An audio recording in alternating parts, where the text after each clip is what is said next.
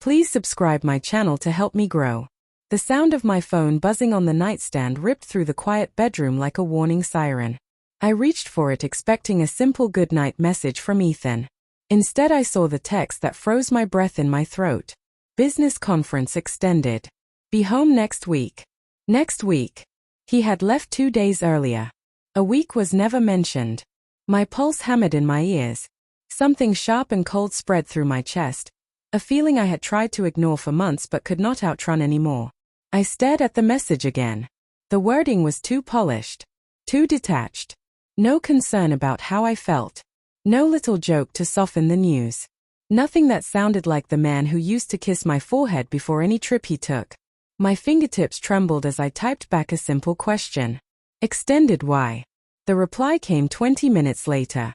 A sudden shift in schedule. Sorry. Busy now. Busy now. Another phrase that sounded like a door quietly closing. I set the phone down. But sleep no longer existed for me. Every sense sharpened. My mind replayed small things I had brushed aside. The nights he came home late and avoided eye contact. The way he guarded his phone like it held a newborn child. The new cologne I had never seen before. The sudden distance in his embrace. Each memory crashed into the next, forming a truth I did not want to face. By morning I could not breathe without wondering what he was hiding. So I decided to stop wondering. I called the company hosting the conference pretending to be his assistant. My voice shook but stayed steady enough to sound believable. The woman who answered checked the list. His name is not registered for this event. The floor tilted under me.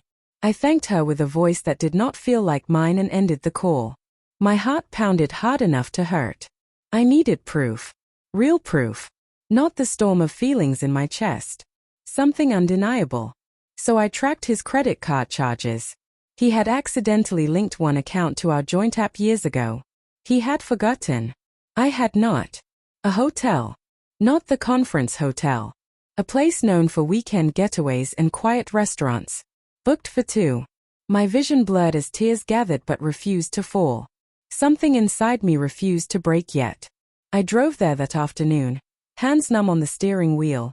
Breath shallow with fear and anger and love and the kind of confusion that twists your ribs. The hotel lobby smelled of polished wood and warm citrus. Couples passed me with soft laughter. I felt like a ghost drifting among the living. I asked the receptionist for directions to the restaurant.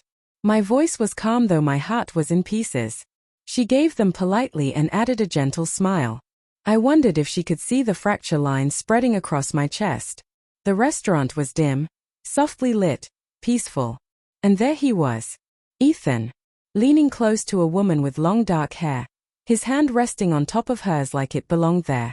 He smiled in a way he had not smiled at me in months. I stepped forward before fear could pull me back. Ethan looked up.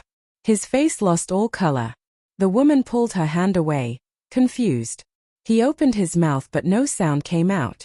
I walked to their table. My voice came out low and steady. So the conference extended. He flinched. The woman stared at him, realization slowly dawning. I did not scream.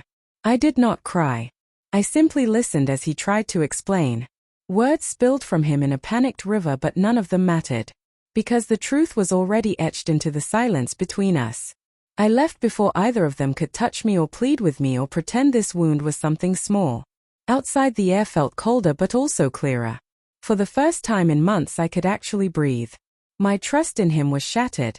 But I walked away with my dignity unbroken.